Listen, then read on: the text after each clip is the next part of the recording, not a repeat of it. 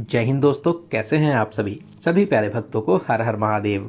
दोस्तों, आज के इस खास और इन्फॉर्मेटिव वीडियो में मैं आपको महाकाल जी के 12 ज्योतिर्लिंगों में से एक महाकालेश्वर ज्योतिर्लिंग उज्जैन में दर्शन कराने के साथ साथ उज्जैन दर्शन की संपूर्ण जानकारी भी बताऊंगा। तो अगर आप भी महाकाल जी के दर्शन करने उज्जैन आने की प्लानिंग कर रहे हैं तो ये वीडियो आपकी बहुत हेल्प करेगा।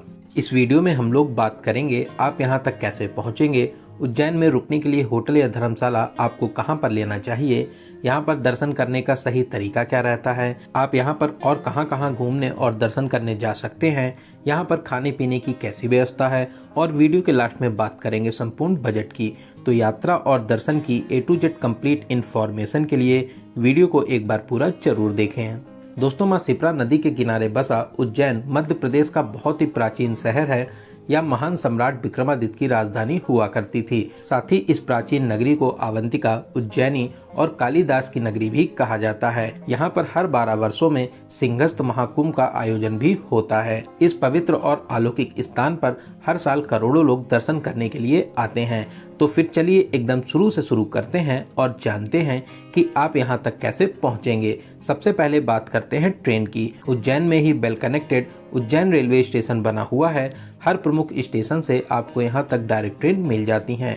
वहीं आसपास के राज्यों और शहरों से यहाँ तक आपको डायरेक्ट बसेस भी मिल जाती हैं। रेलवे स्टेशन के पास में ही देवास गेट बस स्टैंड बना हुआ है। वहीं अगर आप फ्लाइट के माध्यम से आना चाहते हैं तो यहाँ का nearest airport Devi Ahilyabai Holkar airport Indore में है, जो उज्जैन से लगभग 55 किलोमीटर की दूरी पर स्थित है। आप इंदौर तक आने के बाद में बस, प्राइवेट टैक्सी या ट्रेन के माध्यम से बहुत ही आराम से उज्जैन तक आ सकते हैं। तो चलिए, ट्रेन का बहुत ही प्यारा सा सफ़र पूरा करके अब हम लोग पहुंच चुके हैं उज्जैन। और अब हम लोग बात करते हैं रुकने के लिए आपको होटल कहां पर लेना चाहिए। दोस्तों, ऐसे तो आप उज्जैन में कहीं पर भी होटल ले सकते हैं, लेकिन मैं आपको एडवाइस करूंगा आप महाकाल थाने के पीछे सीढ़ियों वाले रास्ते के पास में होटल या धर्मशाला ले सकते हैं। रेलवे स्टेशन से इस लोकेशन की दूरी लगभग 1.5 किलोमीटर है। ऑटो या ई रिक्शे के माध्यम से 20 से 25 रुपए का किराया देकर आप यहां तक बहुत ही आराम से आ जाएंगे। यहां से महाकाल मंदिर मात्र 200 मीटर दूरी पर स्थापित है। इसके अलावा रामघाट और हरसिद्धि माता मंदिर मात्र 400 से 500 मीटर की दूरी पर स्थित है। इस लोकेशन पर आपको बहुत से धर्मशाला, होम स्टे, होटल्स और VIP होटल्स मिल जाएंगे।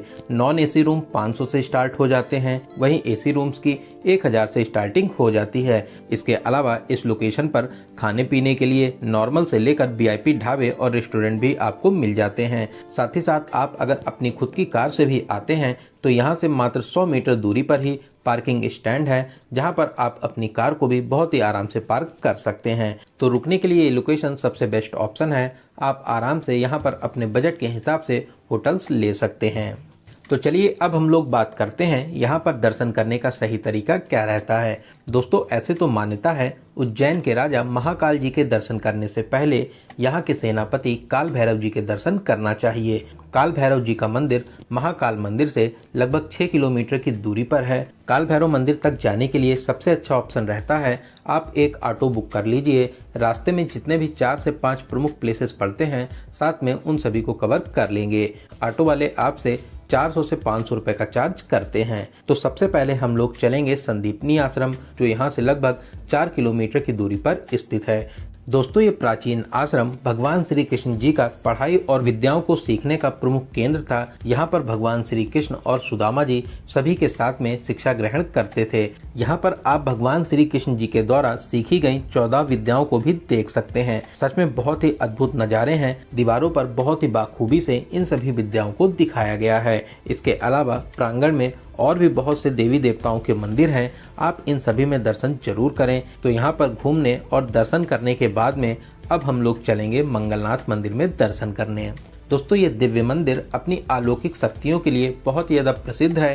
कर्क रेखा पर स्थित इस मंदिर को देश का नाभि स्थल माना जाता है। ऐसी मान्यता है अगर किसी भी व्यक्ति को मंगल दोष हो तो यहाँ पर पूजन कराने से मंगल दोष समाप्त हो जाता है। बहुत ही विशाल प्रांगण में भव्य मंदिर बना हुआ है। आप लाइन में लगकर मुख्य मंदिर में दर्शन करें। साथ ही साथ मुख्य मंदिर के पास ही और भी बहुत से देवी देवताओं के मंदिर बने हुए हैं, आप वहां पर भी दर्शन प्राप्त कर सकते हैं।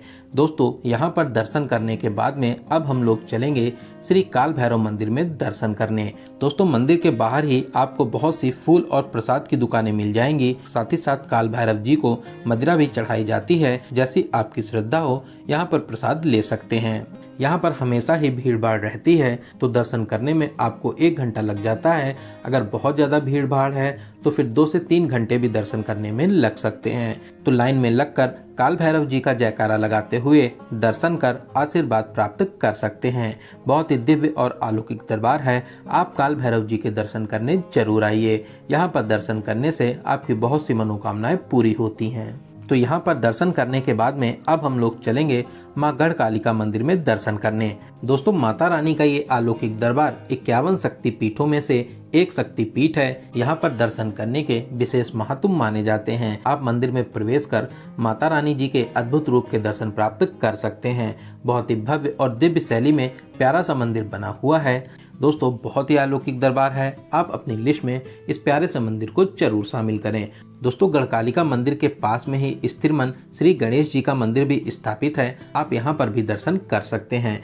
बहुत ही प्यारा मंदिर है, आप यहाँ पर दर्शन करने जरूर आइए। तो इन सभी मंदिरों में दर्शन करने के बाद में अब हम लोग वापस अपने होटल में आकर कुछ देर आराम करेंगे और अब हम लोग चलेंगे महाकाल मंदिर में महाकालेश्वर ज्योतिर्लिंग के दर्शन करने।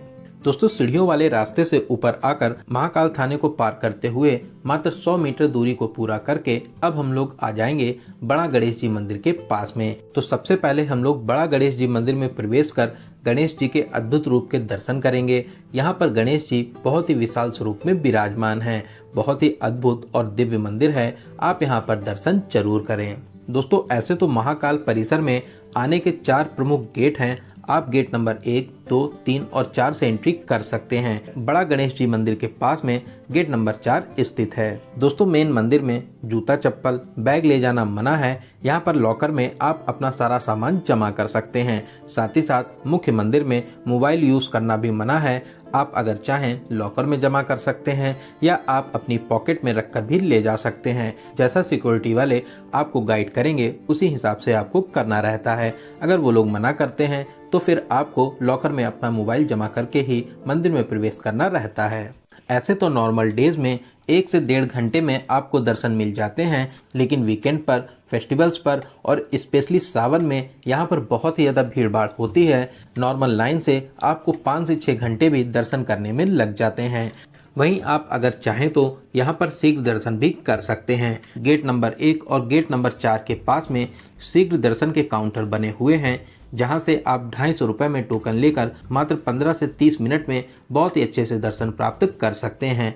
वहीं आप अगर गर्भगृह में जाकर महाकाल जी के बहुत ही पास से दर्शन करना चाहते हैं तो आपको 750 रुपये और 1500 रुपये का टोकन लेना रहता है। जेंट्स यहाँ पर गमछा धोती और लेडीज साड़ी पहनकर ही गर्भगृह में प्रवेश कर सकते हैं। इसी टोकन में आपको गमछा धोती और साड़ी मिल जाता है। गर्भगृह में दर्शन की टाइमिंग की बात करें तो सुबह 6 बजे से दोपहर के 12:30 बजे तक ही गर्भगृह में जाकर आप दर्शन प्राप्त कर सकते हैं। तो लाइन में लगकर अब हम लोग मंदिर में प्रवेश करेंगे।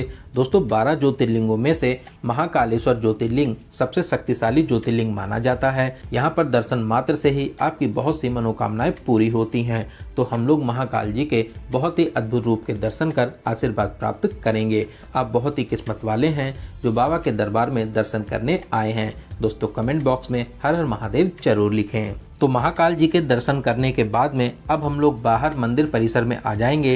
पूरे परिसर में बहुत से देवी देवताओं के मंदिर स्थापित हैं, आप यहाँ पर सभी देवी देवताओं के दर्शन जरूर करें। तो यहाँ पर दर्शन करने के बाद में अब हम लोग मंदिर परिसर से बाहर आएंगे और अब हम लोग आ जाएंगे महाकाल कॉरिडोर में। दोस्तों बहुत ही विशाल और भव्य कॉरिडोर बना हुआ है। रात में तो इसकी खूबसूरती में 4 चांद लग जाते हैं। रात में इसकी सुंदरता, दिव्यता और भव्यता देखते ही बनती है। यहाँ पर शिव जी की अद्भुत लीलाओं की प्रतिमा स्थापित हैं जो आपका मन मोहित कर लेंगी। बहुत ही प्यारा और शानदार कॉरिडोर बना हुआ है। पूरे कॉरिडोर को घूमने में आपको 1.5 से 2 घंटे लग जाते हैं। कॉरिडोर में बैठने के लिए जगह जगह हट्स बनी हुई हैं। साथ ही साथ पीने के लिए ठंडे आरओ पानी की बहुत ही अच्छी व्यवस्था की गई है। इसके अलावा सीनियर सिटीजन और दिव्यांग जनों के लिए यहाँ पर ई व्हीकल की भी व्यवस्था की गई है। एंट्री गेट से मंदिर के पास तक आप ई व्हीकल के माध्यम से फ्री में आ सकते हैं। वहीं आप अगर यहाँ पर व्हील चेयर लेना चाहते हैं तो फ्री ऑफ कॉस्ट में आपको व्हील चेयर भी मिल जाएंगी। आप व्हील चेयर के माध्यम से महाकाल जी के दर्शन प्राप्त कर सकते हैं। मंदिर में टाइमिंग की बात करें तो सुबह 6 बजे से रात 10 बजे तक आप दर्शन प्राप्त कर सकते हैं। दोस्तों बात करें महाकाल मंदिर में होने वाली भस्म आरती की तो सुबह 4 बजे से 6 बजे तक ये आरती होती है। इस आरती में शामिल होने के लिए आपको पहले से स्लॉट बुक करना रहता है। महाकाल मंदिर की ऑफिशियल वेबसाइट से 2 महीने पहले से आप ऑनलाइन भस्म आरती के लिए स्लॉट बुक कर सकते हैं। अगर आप इसकी ऑफलाइन बुकिंग करना चाहते हैं तो मंदिर परिसर में प्रोटोकॉल भवन बना हुआ है, वहां पर आप भस्म आरती में शामिल होने से 1 दिन पहले से इसकी बुकिंग कर सकते हैं। लेकिन मैं आपको एडवाइस करूंगा आप ऑनलाइन ही अपना स्लॉट बुक कर लें, क्योंकि ऑफलाइन में बहुत ही ज़्यादा भीड़ भाड़ होने पर तो हो सकता है स्लॉट फुल होने पर आपको स्लॉट ना मिले। तो कॉरिडोर में दर्शन करने के बाद में अब हम लोग चलेंगे भारत माता मंदिर में दर्शन करने के लिए, जो कॉरिडोर के पास में ही स्थापित है। दोस्तों भारत माता का ये प्यारा सा मंदिर बहुत ही शानदार बना हुआ है। यहाँ पर भारत माता की प्यारी सी प्रतिमा स्थापित है। यहाँ पर दर्शन करके आपको बहुत ही ज्यादा अच्छा लगेगा, तो आप अपनी लिस्ट में इस प्यारे से मंदिर को जरूर शामिल करें। दोस्तों अगर महाकाल मंदिर में दर्शन करने के बाद में उस दिन आपके पास में टाइम बचता है तो आप रामघाट, हरसिद्धि माता मंदिर, विक्रमादित्य टीला और चिंतामन गणेश जी के दर्शन करने जा सकते हैं। वरना आप रात में अपने होटल में आराम करें और अगले दिन हम लोग इन सभी मंदिरों में दर्शन करने चलेंगे। तो सबसे पहले हम लोग चलेंगे रामघाट। दोस्तों रामघाट माँ शिप्रा नदी का सबसे प्रमुख घाट है। आप यहाँ पर स्नान भी कर सकते हैं। घाट के किनारे बहुत से प्राचीन और छोटे बड़े प्रमुख मंदिर बने हुए हैं। आप इन मंदिरों में भी दर्शन जरूर करें। इसके अलावा आप अगर चाहें तो बोट के माध्यम से माँ शिप्रा नदी का प्यारा सा चक्कर लगा सकते हैं। बोटिंग का एक्सपीरियंस भी बहुत ही ज्यादा खास रहता है। तो यहाँ पर घूमने और दर्शन करने के बाद में अब हम लोग चलेंगे हर सिद्धि माता मंदिर में दर्शन के लिए। दोस्तों हर सिद्धि माता जी का ये प्यारा सा मंदिर 51 शक्तिपीठों में से एक प्रमुख शक्तिपीठ है। माता रानी का ये दिव्य मंदिर अपनी विशेष मान्यताओं के लिए बहुत ही ज्यादा प्रसिद्ध है। आप लाइन में लगकर मंदिर में प्रवेश कर माता रानी जी के बहुत ही अद्भुत रूप के दर्शन प्राप्त कर सकते हैं। माता रानी आपकी मनोकामनाओं को जरूर पूरा करेंगी। दोस्तों मंदिर परिसर में महादेव जी और गणेश जी के भी मंदिर स्थापित हैं। आप यहाँ पर भी दर्शन प्राप्त कर सकते हैं। तो यहाँ पर दर्शन करने के बाद में अब हम लोग चलेंगे विक्रमादित्य टीला, जो महाकाल कॉरिडोर गेट नंबर 4 के पास में स्थित है। ये प्यारा सा टीला महान सम्राट विक्रमादित्य जी को समर्पित है। दोस्तों यहाँ पर विक्रमादित्य जी की 30 फीट ऊंची ब्रास की प्रतिमा भी स्थापित है। साथ ही साथ प्रतिमा के पास में विक्रमादित्य जी के नवरत्नों की भी प्रतिमाएं स्थापित हैं। बहुत ही भव्य और प्यारा सा स्थान है। आप यहाँ पर भी घूमने आ सकते हैं। तो यहाँ पर घूमने और दर्शन करने के बाद में अब हम लोग चलेंगे श्री चिंतामन गणेश जी मंदिर में दर्शन करने के लिए, जो यहाँ से लगभग 6 किलोमीटर की दूरी पर स्थापित है। ऑटो वाले आपसे आने और जाने का 150 से 200 रुपए का चार्ज करते हैं। तो अब हम लोग पहुँच चुके हैं श्री चिंतामन गणेश जी मंदिर के पास में। दोस्तों ये प्यारा सा मंदिर उज्जैन का बहुत ही प्रसिद्ध मंदिर है। मैक्सिमम लोग यहाँ पर दर्शन करने जरूर आते हैं। आप मंदिर में प्रवेश कर लाइन में लगकर गणेश जी के दर्शन प्राप्त कर सकते हैं। दोस्तों यहाँ पर गणेश जी चिंतामन, इक्षामन और सिद्धि विनायक के रूप में एक ही प्रतिमा में 3 रूप में विराजमान हैं। दोस्तों बहुत ही अद्भुत और प्यारा सा स्थान है। यहाँ पर बहुत से मांगलिक कार्य भी होते हैं। तो आप अपनी लिस्ट में इस प्यारे से मंदिर को जरूर शामिल करें। यहाँ पर दर्शन करके आपको बहुत ही ज्यादा अच्छा लगेगा। तो इन सभी प्रमुख स्थानों पर दर्शन करने के बाद में आप अपने घर के लिए या फिर ओमकारेश्वर जी के लिए भी जा सकते हैं। आने वाले दिनों में आपको ओमकारेश्वर जी के दर्शन और यात्रा का संपूर्ण जानकारी वाला वीडियो भी मिल जाएगा। तो आप उज्जैन में महाकाल जी के दर्शन करने के बाद में ओमकारेश्वर ज्योतिर्लिंग के भी दर्शन करने जा सकते हैं। तो चलिए अब हम लोग बात करते हैं आपको उज्जैन का कितने दिनों का प्लान करना चाहिए। दोस्तों आप 2 डेज 1 नाइट या 3 डेज 2 नाइट में बहुत ही अच्छे तरीके से उज्जैन को कवर कर लेंगे।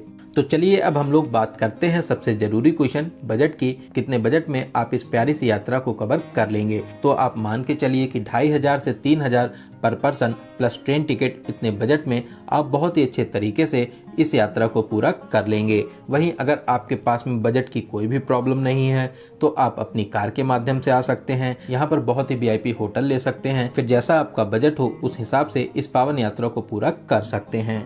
तो दोस्तों यहाँ पर मैंने आपको उज्जैन दर्शन और यात्रा की हर एक छोटी बड़ी जानकारी को बहुत ही अच्छे और सही तरीके से देने की पूरी कोशिश की है। अगर फिर भी आपके कोई क्वेश्चन रह जाते हैं तो आप हमें कमेंट के माध्यम से पूछ सकते हैं। दोस्तों आपको ये वीडियो कैसा लगा और आप इस वीडियो को कहाँ से देख रहे हैं कमेंट बॉक्स में ज़रूर बताइएगा। अगर आपको ये वीडियो अच्छा लगा हो तो अपने एक लाइक से हमें मोटिवेट जरूर करें। साथ ही साथ आप अपने सभी फ्रेंड्स और रिलेटिव में जरूर से जरूर शेयर करें। वहीं दोस्तों अगर आप हमारे परिवार यात्रा मित्र में नहीं जुड़े हैं तो प्लीज़ चैनल को सब्सक्राइब कर हमसे जुड़ जाइए। साथ ही साथ बेल आइकन प्रेस करने के बाद में ऑल नोटिफिकेशन को जरूर क्लिक करें, जिससे भविष्य में आने वाले वीडियोस आपको बहुत ही आसानी से मिल सके। तो चलिए दोस्तों अब मिलते हैं किसी ऐसे ही इंफॉर्मेटिव वीडियो में। तब तक आप अपना और अपने परिवार का बहुत ज़्यादा ख्याल रखें। आपकी यात्रा सफल, सुगम और मंगलमय हो। जय हिंद, जय भारत, हर हर महादेव।